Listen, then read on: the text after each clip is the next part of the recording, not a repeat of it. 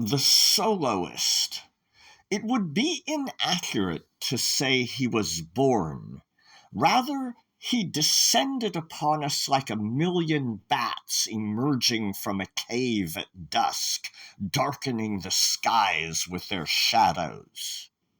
He entered this world alone, and he remained alone, even among family and friends. He was destined for solitude and the consolation of sound itself.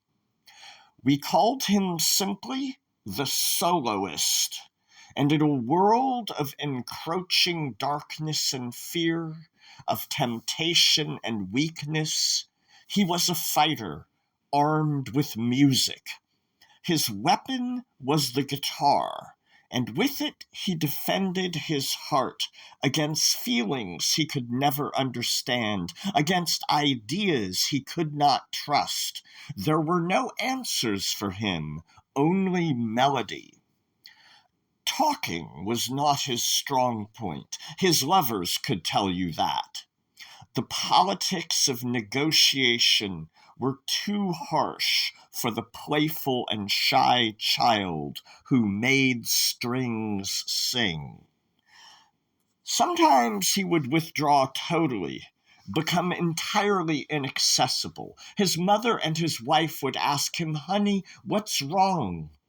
He would not reply with words, but only answer with jazz chords, ascending bass lines, and a fast trill or two.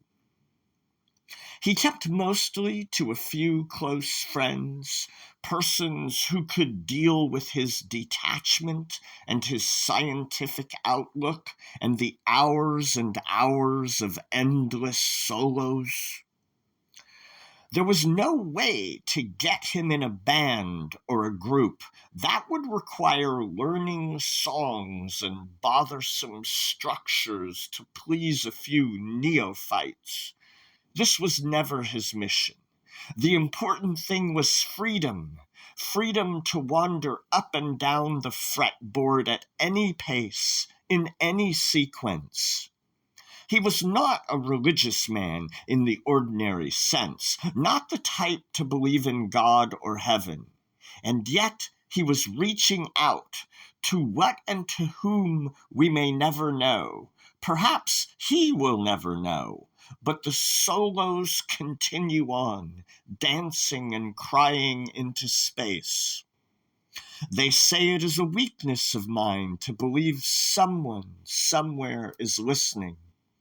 But I would like to think that when his last tune in this world has ended and his fingers slip from the neck of his guitar, that he will be granted asylum at that final gate.